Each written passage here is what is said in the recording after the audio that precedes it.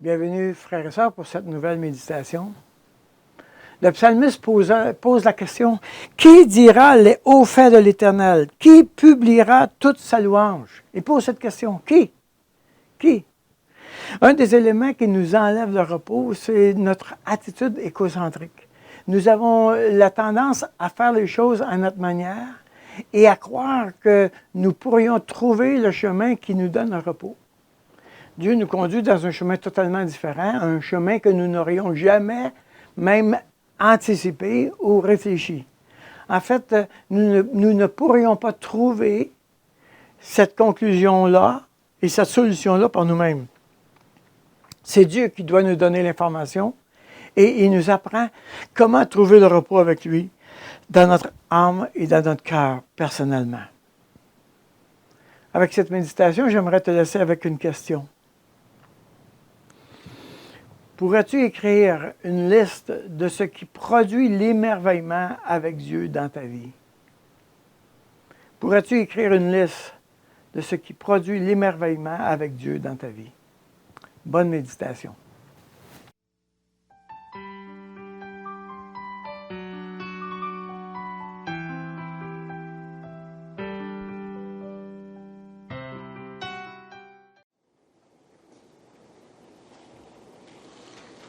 La deuxième, l'adorateur non seulement rend gloire à Dieu, mais l'adorateur aime Dieu. Je ne savais pas si je devais prendre ça en premier, mais en tout cas, aime Dieu. L'adorateur aime Dieu. C'est intéressant. Quel est le plus grand commandement que Dieu a donné à l'homme? Tu aimeras le Seigneur ton Dieu, de tout ton cœur, de toute ton âme, de toute ta pensée et de toute ta force. Franchement, il a dit, tu vas aimer, tu vas mettre toute ton énergie à faire ça, à aimer Dieu. Il a dit, tu vas investir tout ton être à contempler Dieu, à apprendre qui il est et à en jouir. Aimer Dieu. Et quand il dit, on aura une tendance à vouloir séparer, c'est quoi le cœur, l'âme, la pensée, la force. Garde, c'est tout. Mets le paquet. Tu ne te tromperas pas, là. Mets le paquet. Tout ton être doit aimer Dieu. Et la Bible nous dit, Jésus dit à la Samaritaine, le Père cherche des adorateurs en esprit et en vérité. Tournez avec moi dans Jean chapitre 4, au verset 23. Mais l'heure vient, et elle est déjà venue, et ça, Jésus est en train de parler à la Samaritaine, là. L'heure vient, elle est déjà venue, où les vrais adorateurs adoreront le Père en esprit et en vérité. Car ce sont là les adorateurs que le Père demande. Il veut des adorateurs en esprit et en vérité. De quoi il parle ici quand il parle de l'esprit et de la vérité? Évidemment, la vérité, c'est assez facile à saisir. C'est cette idée que j'ai saisi la vérité de la parole de Dieu. Je l'ai acquis pour moi. Okay? Et dans mon cœur, mon esprit... quand ce n'est pas l'esprit dans le sens de l'Esprit Saint, c'est l'esprit dans le sens de mon être intérieur. Okay? Quand mon être intérieur, accouplé à la vérité de Dieu, est en train de dire « Wow, Dieu! Wow! » C'est ça un adorateur. Et ce que Jésus dit, c'est ça se passe pas à une place en particulier, ça se passe partout où l'adorateur en esprit et en vérité rencontre son Dieu. Pour être honnête avec vous, je suis plus souvent adorateur de Dieu dans mon bureau tout seul à étudier qu'ici le dimanche matin. C'est plate, hein? Mais c'est ça. Je trouve que, évidemment, comme pasteur, je suis préoccupé avec toutes sortes d'affaires dans l'Église, etc., avec les gens, etc. Ça me demande beaucoup d'efforts d'être seul avec mon Dieu. Ça peut arriver à ton travail, ça peut arriver dans ton culte personnel, ça peut arriver dans ta famille, ça peut n'importe où ça arrive, où je rencontre Dieu. Tout à coup, la vérité de Dieu s'attache à moi, j'y pense, et mon cœur s'élève vers lui, en esprit et en vérité. Jésus a utilisé un autre exemple de ça dans Matthieu chapitre 13, au verset 44.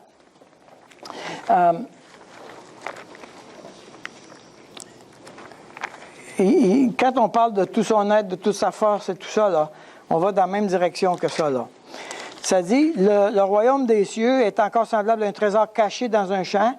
L'homme qui l'a trouvé le cache, et dans sa joie, il va vendre tout ce qu'il a et achète ce champ. Tout ce qu'il a pour ce champ. Le royaume des cieux est encore semblable. Le cœur de la personne qui a découvert l'intimité de Dieu est prête à tout perdre pour garder ça. Est prête à tout perdre, à tout vendre, à tout laisser pour Dieu. Si quelqu'un veut me suivre, qu'il renonce à lui-même, qu'il se charge de sa croix et me suive. Imagine-toi que Dieu arrive ici, là, demain, ce matin, il arrive ici, Jésus, il dit, bon, ben là, on part. Ah, ben là, écoute, il faudrait que je vende ma maison. Laisse tout. Non, mais là, il faudrait que j'installe mes enfants. Non, laisse tout. Laisse tout. Suis-moi. Suis-moi. Je ne veux pas perdre l'occasion de le suivre. Dieu est mon trésor. Dieu est mon trésor. L'homme est totalement heureux lorsqu'il trouve tout son bonheur dans l'admiration et la pleine satisfaction de Dieu. Tout son bonheur est là. Maintenant, quand quelqu'un est heureux, tu le sais-tu? Tu le sais-tu? On est une gang on est bien capable de chialer sur notre sort. Mais quand on a eu une bonne nouvelle, sais-tu quoi? Tu ne regardes même pas à qui tu le dis. Hein? Tu ne regardes même pas à qui tu le dis. Hey! T'as-tu vu ma petite fille? Je m'en fous si tu aimes ça ou pas, les petits-enfants. Moi, j'aime ça. Puis je te le dis. Je te le dis. La louange, elle est présente partout dans la Bible. Comme une biche soupire après des courants d'eau, ainsi mon âme soupire après toi, ô Dieu. Mon âme a soif de Dieu, du Dieu vivant. Ah, quand j'ai hâte d'être avec toi, j'ai hâte d'être avec toi. Ça, c'est la louange, ça. Hein? J'ai hâte d'être avec toi. Sentez, voyez combien l'Éternel est bon. J'aimerais ça que tu le saches. Là, regarde-moi dans les yeux, là. Sais-tu quoi? Dieu est extraordinaire. T'sais, l'autre peut penser, c'est quoi cet extraterrestre-là? On s'en fout. On s'en fout ce que tu penses de moi quand je te dis que j'aime Dieu. Moi, je te dis, mon cœur déborde. Mon cœur déborde. Heureux l'homme qui cherche en lui son refuge. Notre bonheur n'est pas complet. Là, celle-là est bonne. Hein? Celle-là vient de Piper. Notre bonheur n'est pas complet tant qu'il n'est pas exprimé dans la louange. Ça, c'est bon, hein? Il n'y a pas de manière de totalement vivre le bonheur sans que je l'ai... Il a fallu que je le dise. Il faut que je le dise. Il n'y a pas de manière, il faut que je le dise. Mon bonheur n'est pas complet tant qu'il n'est pas exprimé dans la louange. Hey! J'ai mis toute une liste ici, juste pour... Tu le sais-tu quand quelqu'un est en amour? Hein, oui. Pourquoi? Il passe son temps à parler d'elle. Il passe son temps à parler de lui. N'est-ce pas? On sait qu'il est en amour.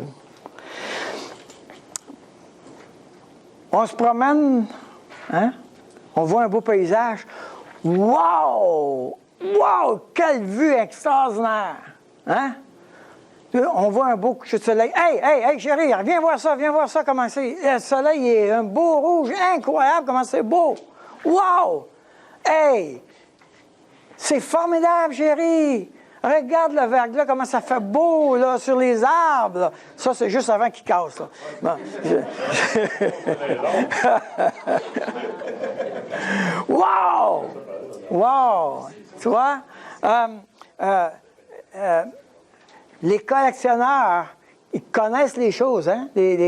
Si tu es un collectionneur de timbres, quand tu montes un beau timbre, là, oh boy! Wow! Ça, c'est incroyable. Incroyable. Ce timbre-là, là, hey, je vais te montrer ça. Un cuisinier, la nourriture, Hey, ça, c'en est un qui il est fort en cuisine. Quand il en fait, c'est bon. On est là. Hein? On continuellement nous disons des louanges dans ce que nous admirons, dans ce que nous trouvons notre bonheur, dans ce qui nous frappe, qui nous touche. Faut le dire. Faut le dire. Ça nous démange. Notre bonheur n'est pas complet. Et évidemment, les disciples voulaient le dire. Les croyants veulent le dire. Les hommes qui ont rencontré Dieu veulent le dire.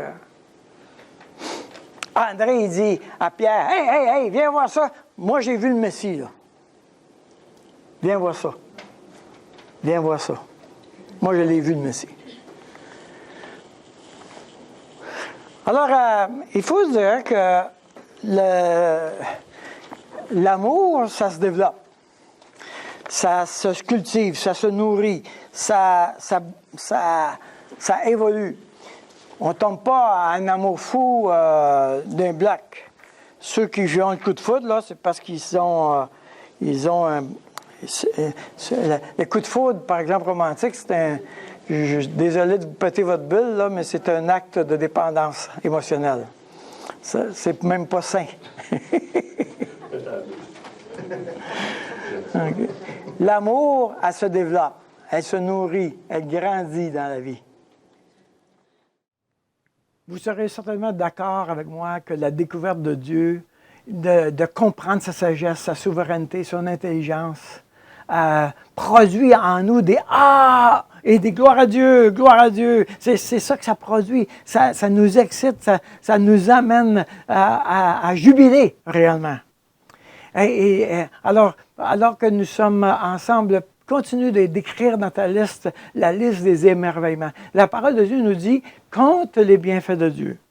Et c'est bon de se rappeler qu'est-ce que Dieu a fait. Prends le temps de l'écrire. Prends le temps de méditer. Qu'est-ce que Dieu a accompli. Et entre dans cette louange avec lui. Que Dieu nous puisse élever notre cœur et trouver en lui ce repos-là. Terminons avec un mot de prière. Seigneur, ma première louange, je veux l'élever au pied de ta croix. Je me joins au cantique « J'ai longtemps erré, cœur rebelle ». Mes yeux aveuglés ne voyaient pas l'immensité de cet amour manifesté à la croix. Puis un jour, tu t'es manifesté. Tu m'as invité, tu as ouvert mon cœur et mes yeux. Je me retrouve au pied de cette croix si précieuse, manifestation d'un amour incommensurable, impossible à mesurer, tellement nous sommes devant l'infini. Je te loue, Dieu, pour cette œuvre si précieuse et pour le prix que je peine encore à découvrir. Reçois les paroles d'un cœur reconnaissant.